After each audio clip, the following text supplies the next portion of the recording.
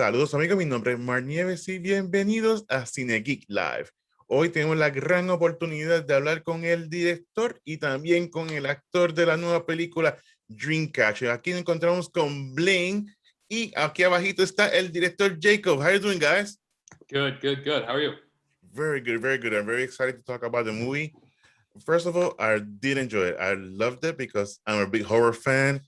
And it's right in my wheelhouse. I love the 80s, the 90s horror scene. Basically now has changed. It has gone more gothic, more, and sometimes you just want to watch a good slasher. Don't turn you off your brain, just enjoy it.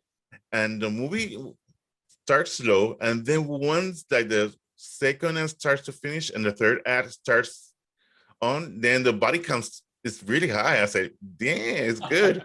So, Jacob, how was it? I know that you also wrote the film. So, how was it? Where were you thinking, or when you started writing this film? Then you said to Crystal, "Hey, I have something here," and she said, "Okay." How was that process? It was exactly that. No, Yeah. it was actually the other way around, where Crystal and Brandon came to me and they were like, I'd known them for many years, and they were basically like, hey, we have some financing. We really want to do a film, like an ensemble film, using the world of music in some capacity, just because we thought it would be a different setup. And the rest of it was kind of up to my own devices. It was kind of like go write a script based on, those loose parameters. And so, yeah, it just became about figuring out who the ensemble was going to be, because in a movie like this, like you were referencing the 90s and stuff, like that's what it was all about. It was all about a group of people who kind of get roped into some sort of thing that's larger than life, or whatever the buy-in's going to be, and then kind of what happens to them. That's very good. And Blaine, I know you're almost a veteran on the horror scene. You were in the Happy Death movies, which I really do enjoy because they were really, really fun. How was it staying the gene of the horror thing, more of a slasher? Because I consider this more of a slasher, which is something that has kind of been lost because people are trying to go like psychological. I know that's cool, but you have to turn on your brain and think from the beginning then to the end. You're like, oh, now I get it. But this was like, okay, let's go ahead. It's a pre-party. Everybody's having fun, and there's something killing some people. So how was it going back to the horror? I love working horror, man. It's just fun, and I've been lucky to like you've said, like nothing I've worked on has been overly intellectual. This movie was just fun. At the same time, every character still has their own needs and their arc in it.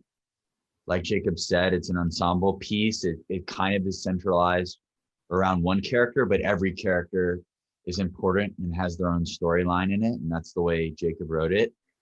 But it's fun, it was a lot of fun. My character's a little bit of a Lothario, and I'm just like pre-gaming, and then, the slasher happens, and I'm just trying to figure my way in these circumstances. But there's a lot of humor in it too. So even when things get really dark and scary, there's humor in it. So as an actor, it's just fun being able to play and, run with it.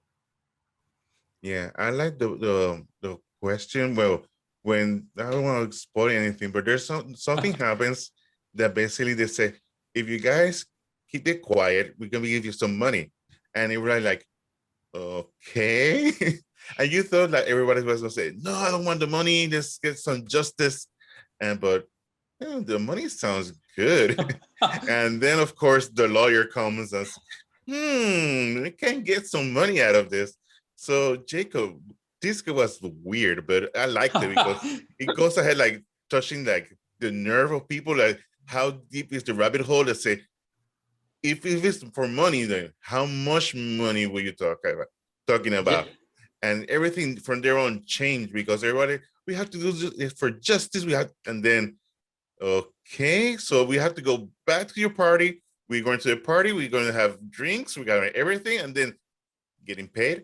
Awesome. So there's kind of the internal struggle within the characters. So was there something that got you into that thought of thinking where you were writing it? about that question, because that's the point, that the decision where the characters have to choose, like the Morpheus, like Neo, like check the red pill, check the blue pill. That's the kind of situation. Like you can't go, once you go to one, you can't go back. If you take the money, you can't go back. So how was it you came out with that situation? I think when you distill it down, at least for me, is it becomes a moral quandary. And I think part of the whole thing with this story, if you want to distill it down even further, it's a lot about identity and who we are and what drives us to do what we do. And are we just the amalgamation of people's perceptions of us, or do we really find a way to make, and break that mold? Or are we always just going to be resigned to like the thoughts of what other people think of us? So I think with when it comes to a money quandary, even for someone like Blaine's character, who's he's poised to be such a sweetheart toward this certain character, but then it's like he's presented with the opposite end of that, and it's like, well, this is you can peel away the layers of certain people when you start to really call into question their morals. And not everybody lives in such a black and white place. They can live in a gray area, and that gray area can really drive them to do certain things that maybe you and I or your friends or your neighbors might not think about in the same way, because we all kind of have a different moral compass. Yeah, and Hunter, when the character reaches that point, they're like, you're thinking about it. I think that was very a cool thing, because usually there's when there's the killer basically goes ahead and kills everybody, but there's no reason for it, but they have to go back, and that's the reason, like they get hooked into it. So the character was kind of, what can I do? But he went to it. So what can you tell me about it when you read it? Yeah, I don't want to give too much away, but a lot of my character kind of, from my interpretation, kind of represents like the id in a way. Like I'm sweet, but I just go off of my impulses. Like if I'm into Ray and I want to hook up with Ray, like I hook up with Ray, but I'm still in love with Pierce, and I'm still very in love with Pierce, and I still have a very tenderness to her, but I want her.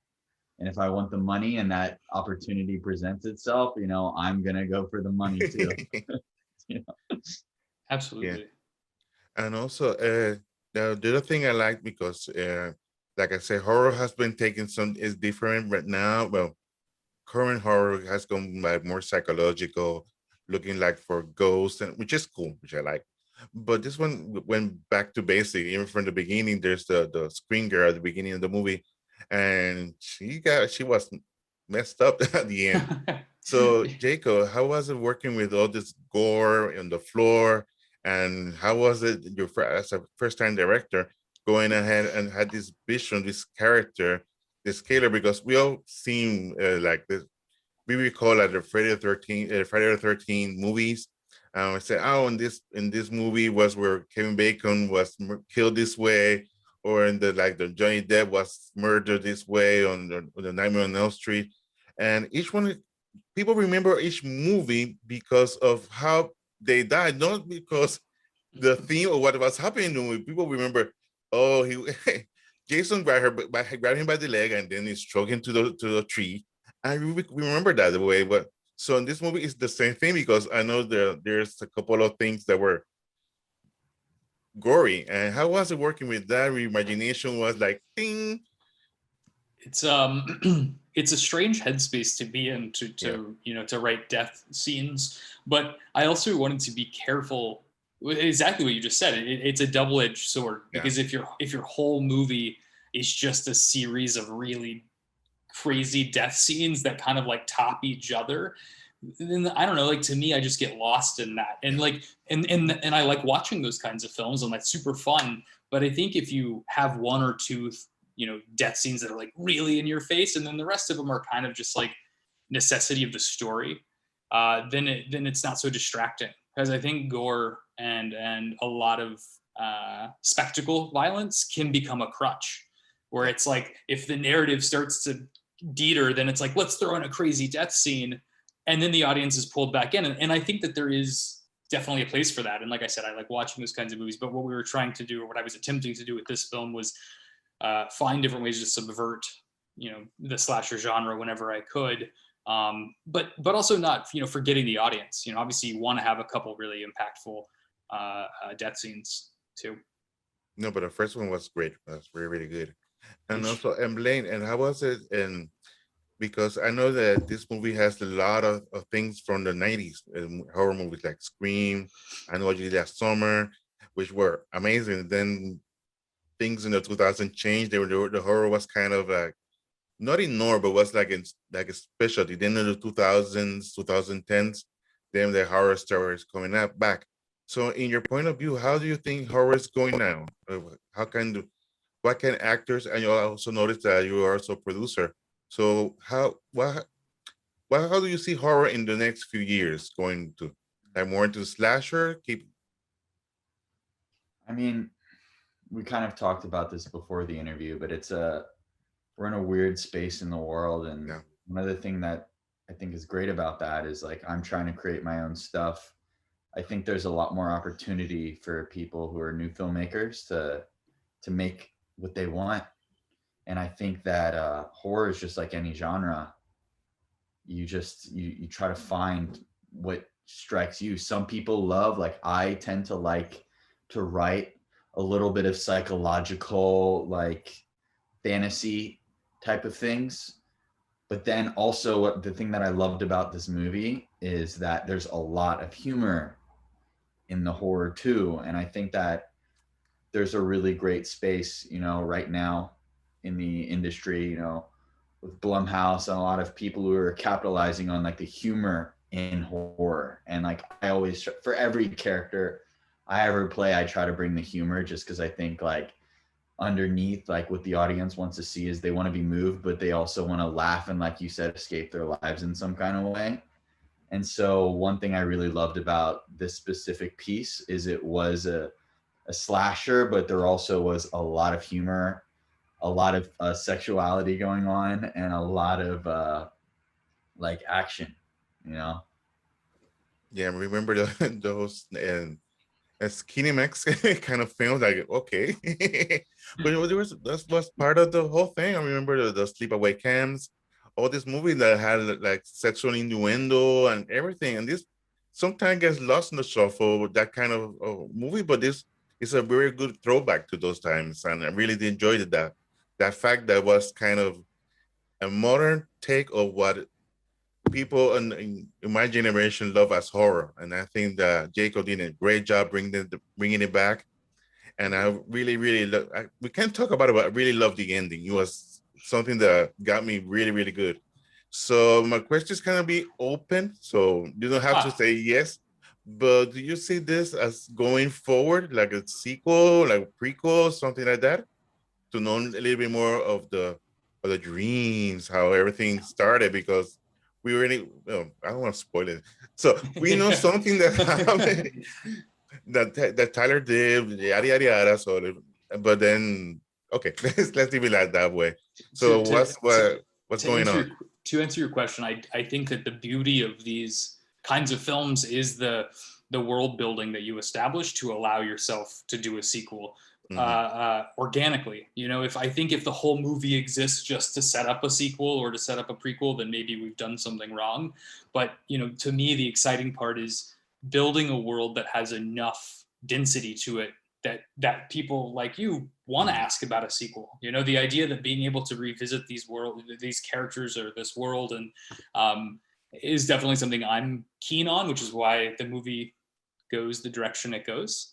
And I may or may not have a draft of the sequel done. I don't know. Yeah. But it is part of the fun of genre filmmaking in general. It's if the world building is there, then it's a thirst to revisit it, which is really cool. Very, very good. And I want to go ahead, Blaine, and ask you, since you're enjoying horror, would you like to go back to this keep doing horror movies, or you like to do something else? Because you're having a great start with this. Yeah, I love any opportunity to act, but I do love, like, I've been blessed to be very kind of welcomed a little bit in the horror community, and I consider it an honor, and I love being a part of horrors. It's a lot of fun.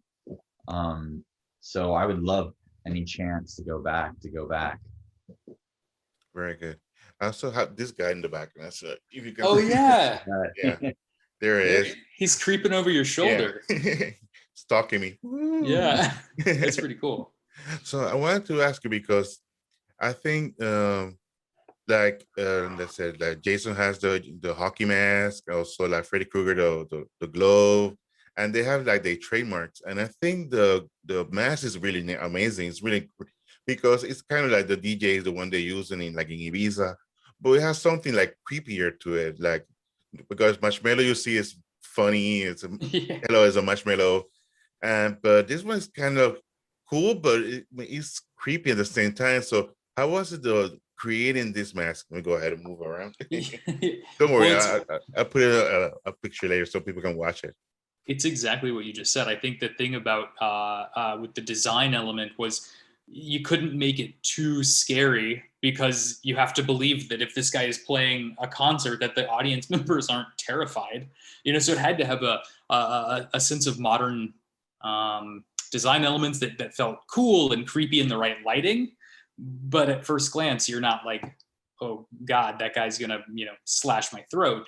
And it has to be repeatable. I think it has to be iconic enough that whoever puts on the mask can be that character. That's the thing about Marshmallow or Dead Mouse or Daft Punk. If someone puts on the Marshmallow helmet, for all intents and purposes, people might believe that that's Marshmallow. Yeah. And so I think, when you create these facades, these kind of, the design language has to translate and it has to be repeatable. In a way that's stylized and interesting, but also not like overtly terrifying, because it has to be, believable too.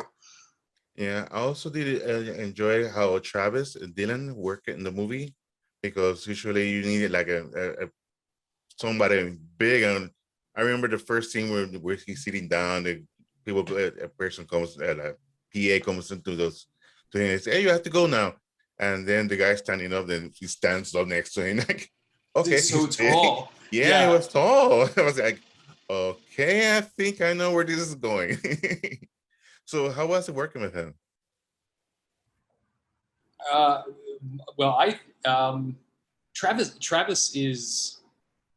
he's a really intense guy, but he's also like really kind. I think in my working with him, I'm sure, Blaine, you'll have your own opinions in working with him too. But from my point of view, he was very just eager to try things and figure out who this person was, and explore the depths of his darkness, in a lot of ways that weren't necessarily, you can have a guy who's just very clean cut and handsome on the surface. And, I think Travis really went to places that I was like really excited about. So, he was really, really great in a very eager way to try new things. That's really cool. Blaine, you had the opportunity of working with Nikki and also with Olivia. So how was that? How was working with them? I love both of them. They're both like really, really sweet and very different. Olivia and I kind of bonded. She's just like a hilarious person. She kind of has a background in comedy. And so kind of every scene that we filmed together, like there was like a little tickling feeling, like she's a really funny person. And that it's just a joy when you're working with someone who like is very light and playful. And Nikki has like a darkness to her that I think worked really well for the character. And she's incredibly intelligent. And so she was fun to work with because she just kind of brings that out of you. Like there was more of that like pull to that darkness, which was either her or her being in character, which was really enthralling to get to be a part of. But I love both of those girls, and on and off set, they're just like great people and just good people to be around. That's really, really cool. And then also we're kind of running out of time. So I want to ask you, what's next for you, Blaine? You told me you were working on a project that you were writing scripts, and so what's next Yeah. for you? Well, I have a small part on this thing coming out on Amazon Underground Railroad that Barry Jenkins directed, and I have this indie movie in the works that's another lead that isn't a horror, surprisingly.